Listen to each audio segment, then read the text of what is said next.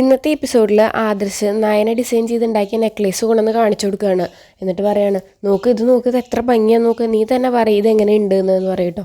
അപ്പം നയന പറയും, അതിങ്ങനെ ഞാൻ പറയാം, ഞാൻ ഉണ്ടാക്കിയ നെക്ലേസ് നല്ലതാണെന്ന് ഞാൻ തന്നെ പറഞ്ഞു കഴിഞ്ഞാൽ ശരിയാവില്ലല്ലോ, അതുകൊണ്ട് ആദർശമായിട്ടും തന്നെ പറയുമെന്ന് പറയട്ടോ. അപ്പോൾ ആദർശ് പറയും, ഇത് നല്ല ഭംഗിയുണ്ട്, നല്ല രസമായിട്ടുണ്ട് ഇത് ഉണ്ടാക്കിയത് എന്നൊക്കെ പറയട്ടോ.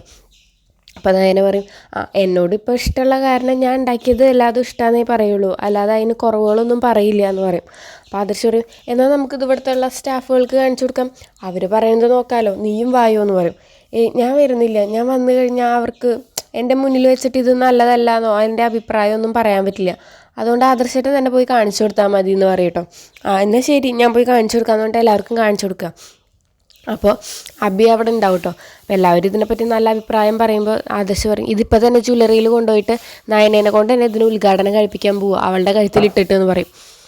അങ്ങനെ അബി ഇങ്ങനെ മനസ്സിൽ വിചാരിക്കും, ഇതെന്തായാലും ഇന്ന് ആ ജ്വല്ലറിക്ക് എത്തില്ല, അതിന് മുന്നേ ഇതിന് ഞാനൊരു തീരുമാനമാക്കി തരാമെന്ന് പറയും. അങ്ങനെ ഈ ഇത് ആദർശിൻ്റെ ബാഗിൽ കൊണ്ട് വെച്ചതിന് ശേഷം ആദർശ് നയനും കൂടി ഭക്ഷണം കഴിക്കാൻ പോവുകയാണ്. അങ്ങനെ ഭക്ഷണം കഴിച്ചുകൊണ്ടിരിക്കുമ്പോൾ ആദർശ് പറയും, കടയിലെല്ലാവരും എന്താ ചെയ്യണമെന്ന് നോക്കട്ടെ എന്ന് പറഞ്ഞിട്ട് ക്യാമറ ഓണാക്കി നോക്കുകയാണ്. അപ്പോഴാണെങ്കിൽ ക്യാമറ ആകെ വർക്ക് ചെയ്യുന്നുണ്ടാവില്ല. അപ്പോൾ എന്ത് പറ്റിയെന്ന് ആദർശം ഇങ്ങനെ ചിന്തിക്കും. ആ സമയത്താണെങ്കിൽ അബി വേഗം പോയിട്ട് ഈ ഗോൾഡ് എടുക്കുകയാണ് ആദർശിൻ്റെ ബാഗിൽ നിന്ന്. എന്നിട്ട് വേഗം തന്നെ അത് നയനയുടെ ബാഗിലേക്ക് വെക്കുകയാണ്.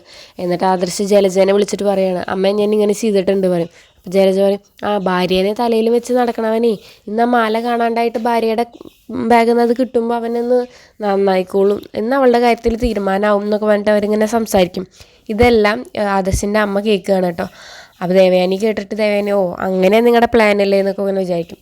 അത് കഴിഞ്ഞിട്ട് ആദർശ് നയനും കൂടിയിട്ട് ജ്വല്ലറിയിലേക്ക് പോവാണ്. ജ്വല്ലറിയിലെത്തിയിട്ട് ആദർശിൻ്റെ ബാഗ് തുറന്നിട്ട് നെക്ലേസ് എടുത്തപ്പോൾ അബി ഞെട്ടും. ഇത് ഞാനെടുത്ത് മാറ്റിയതല്ലേ, ഇതെങ്ങനെ വീണ്ടും ഇവൻ്റെ ബാഗിൽ തന്നെ വന്നത് എന്നൊക്കെ ഞാൻ ആലോചിക്കും കേട്ടോ. ഒന്നെങ്കിൽ ദേവയാനി അല്ലെങ്കിൽ ആദർശ് തന്നെയാവും ഇത് കണ്ടുപിടിച്ചിട്ടുണ്ടാവുക. അപ്പോൾ ഇന്നത്തെ വീഡിയോ നിങ്ങൾക്ക് ഇഷ്ടമാവുകയാണെങ്കിൽ ലൈക്ക് ചെയ്യുക, ഷെയർ ചെയ്യുക, സബ്സ്ക്രൈബ് ചെയ്യുക, സപ്പോർട്ട് ചെയ്യുക.